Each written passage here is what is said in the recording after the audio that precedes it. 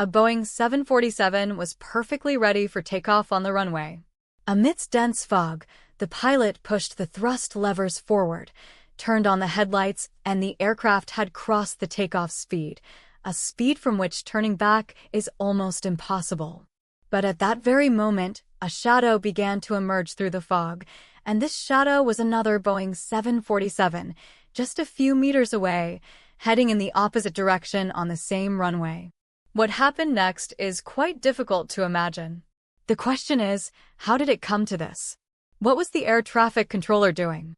And what was that one small mistake that led to the most dangerous accident in aviation history? This tragic tale unfolded in the Canary Islands of Spain, an event the world remembers today as the Tenerife airport disaster, the beginning of the accident. The story begins one day before the accident, on March 26, 1977, when Pan Am Flight 1736, a Boeing 747 jumbo jet, took off from Los Angeles Airport. It was scheduled to land in New York to pick up some passengers, and its final destination was Las Palmas, a city in the Canary Islands across the ocean. This was a chartered flight, and therefore fully booked, mostly with older passengers who intended to enjoy a cruise ship in Las Palmas. Las Palmas is the capital of the Canary Islands, located approximately 100 kilometers off the coast of Morocco, making it Spain's southernmost point. This place is famous worldwide for its tropical weather, but in 1977, behind the beauty of the Canary Islands lay a political tension. A group known as MPIAC was advocating for the independence of the Canary Islands from Spain. This group often resorted to violence for its campaign, and it was one such violent event that marked the beginning of this horrific accident. Pan Am Flight 1736 picked up passengers from JFK International Airport in New York and departed for Las Palmas Island. Its cabin crew included Captain Victor Grubbs, 56, First Officer Robert Bragg, 39, and Flight Engineer George Warnes, 46, along with 13 flight attendants and 380 passengers. These were all the details of Pan Am Flight 1736, which was now cruising over the Atlantic Ocean. The other aircraft and the bomb blast. Now let's turn to the other aircraft that was destined to be part of this accident. At Amsterdam Airport in the Netherlands, KLM Flight 4805 was preparing. This was also a Boeing 747, and it too was bound for Las Palmas in the Canary Islands. Its cockpit crew included Captain Jacob, 50, First Officer Klaus, 42, and Flight Engineer William, 48. There were 11 flight attendants and 235 passengers on board. KLM Flight 4805 took off from Amsterdam International Airport after boarding. Both aircraft were now en route to Las Palmas Airport in the Canary Islands. Meanwhile, at Las Palmas Airport, two men approached the terminal building and placed a bag outside a flower shop before disappearing. This bag contained a bomb with a countdown timer. Exactly at 1 p.m., a phone call came to the reception of Las Palmas Airport. The person on the other end identified themselves as belonging to the MPIAC group, the same group mentioned at the beginning of the video, and stated that bombs would explode at Las Palmas Airport within the next 15 minutes. The airport staff immediately sprang into action, evacuating the entire Las Palmas Airport before the 15-minute deadline. Their frantic rush turned to terror when, exactly 15 minutes later, a powerful explosion occurred.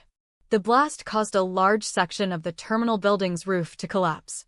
Subsequently, all operations at Las Palmas Airport were suspended, all flights canceled, and flights scheduled to land there were diverted. Congestion at Tenerife. A short while later, KLM Flight 4805, arriving from Amsterdam, approached Las Palmas. However, air traffic control informed them about the explosion at the airport and instructed the flight to land at Tenerife Islands Airport, which was 110 kilometers away. The KLM captain landed on runway 30 at Tenerife Airport at 1:38 p.m. after an additional 25-minute flight. At that very moment, Pan Am Flight 1736, arriving from New York, also approached Las Palmas, and was diverted to Tenerife Airport. At this time, almost all flights were being diverted to Tenerife Airport, as it was the closest available airport. Soon, the rush at Tenerife Airport began to increase significantly. It's worth noting that Tenerife Airport is a small airport located in a mountainous area. Very close to the Atlantic Ocean, its elevation is around 2,000 feet. The area is surrounded by high mountains, and as a result, the humid air from the Atlantic Ocean, when it hits the mountains and rises, quickly cools and turns into clouds. This sudden change is very normal here. Decreased visibility and refueling. When Pan Am flight and KLM flight landed at Tenerife Airport, visibility was fine. However, suddenly, visibility here had decreased due to clouds. When clouds were on the runway, visibility could drop to 300 meters, and then in the next moment, everything would be clear up to 2 kilometers away. It was currently unconfirmed how long they would have to stay at the airport. Passengers were KLM pilots, who were parked on the far west side of the taxiway, to taxi on the runway to the extreme east end, make a 180-degree turn, and prepare for takeoff. When KLM 4805 began to taxi, the controller instructed Pan Am Air to follow KLM on the runway, but to exit onto the taxiway at C3 exit, as KLM 4805 was to take off from that same runway. Visibility was very low and deteriorating with each passing minute. KLM 4805 taxied across the entire runway, reaching the eastern end and making a 180-degree turn to get into takeoff position. Pan Am Air pilots also began to taxi on the runway, but due to the fog, they could see C1 and C2 exits, but missed C3 exit. This was because C3 exit led back towards the apron, and perhaps that's why they couldn't. C3. Additionally, Tenerife Airport lacked sign markers. Runway exits are typically indicated on the tarmac, but these sign markers were missing here. The horrific collision. As Pan Am Flight 1736 was crossing C2, at that very moment, the KLM 4805 captain requested takeoff clearance from the control tower, and from here, a series of back-to-back confusions began. Both aircraft were not visible to the control tower due to the fog, and a radar system was not installed at this airport. At this point, the control tower began to tell KLM which route to take after takeoff, but nowhere in this message was takeoff clearance actually given. However, KLM understood that they had probably received takeoff clearance, and the KLM captain replied, "We are at takeoff." It's still unclear whether he said, "We are at takeoff," or "We are taking off." But in response, the control tower said, "Okay." However, after a few seconds delay, the control tower clarified, "Stand by for takeoff. I will call you." This was a very important message, clearly indicating that takeoff was not yet authorized. But this message never reached the KLM cockpit, because at that very moment, near C3 on the runway, the Pan Am Flight 1736 pilots, who were listening to the entire conversation, also relayed a message, "We are still down the runway." This meant that the control tower's standby message to KLM and Pan Am's message were both relayed at the same time, causing only a distortion-like sound in the KLM cockpit. Pan Am Flight 1736, which had now unknowingly crossed C3, was told by the control tower to notify them when they exited the runway, to which the Pan Am pilots replied, "Okay." But by this time, the KLM Flight 4805 captain had pushed the thrust levers forward, believing that control tower permission had been granted. Here, the KLM flight engineer had heard the message given to the Pan Am flight by the control tower, and he immediately told the captain that they were still on the runway, but for some reason. The captain perhaps misunderstood something in the noise and just said, "Oh yes," and continued the takeoff. Due to the fog, they could only see an area of 300 meters. Suddenly, the Pan Am pilots saw headlights in the fog on the runway. At first, they thought the KLM flight was stationary, but in the next moment, they realized it was moving rapidly towards them. They immediately tried to turn the aircraft, but it was too late. KLM's right engine tore through the first-class section of Pan Am. The landing gear also broke, and the aircraft crashed 150 meters away on the runway, igniting a horrific fire because its fuel tank was completely full, so the intensity of the fire can be easily imagined.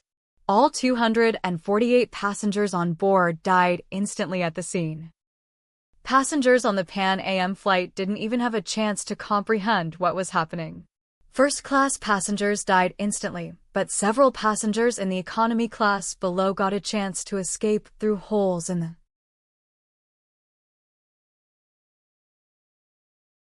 roof. Many saved their lives by jumping from a height of 20 feet. Out of 396 passengers on the Pan Am flight, only 61 people survived. Perhaps more people would have survived, but due to the fog, the control tower was only informed of the accident some time later.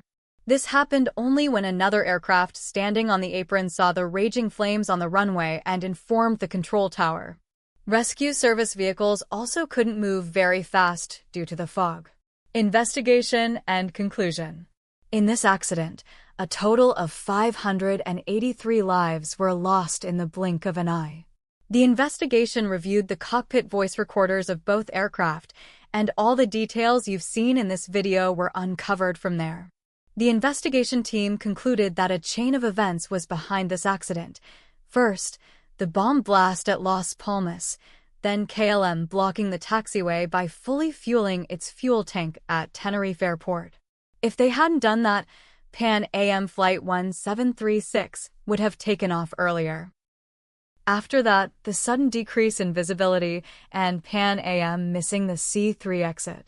However, the investigation team held the crew of KLM Flight 4805 responsible for this accident because, after all, they continued the takeoff without permission, even though the flight engineer had stopped the captain 5 seconds earlier.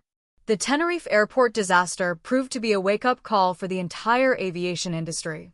Significant changes were seen in the aviation industry after this accident. Call signs were modified, their rules were changed. Radar was made mandatory at all airports and holding points and in